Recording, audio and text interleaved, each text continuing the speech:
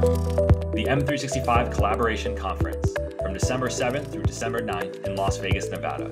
It's the largest in-person gathering of the Microsoft community in the world, bringing technology, business, and the community together.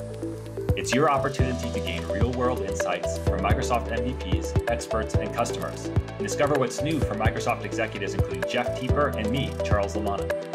One of the things I'm excited about is how we're bringing together Dynamics 365 and the Power Platform with Microsoft Teams and the rest of Office 365. For the first time, you'll be able to interact with business data and applications and workflows right from inside of Teams and Outlook and a whole bunch of different Office surface areas. We're going to start to blend and blur the lines between productivity and applications, and we think it's going to completely change how folks work. So look forward to sharing those details and that news with everybody at the conference. It's the M365 Collaboration Conference from December 7th to December 9th in Las Vegas, Nevada. As a safety protocol, all speakers, attendees, and staff must show proof of vaccination or a negative COVID-19 test within 72 hours of arrival. To learn more, register at m365conf.com.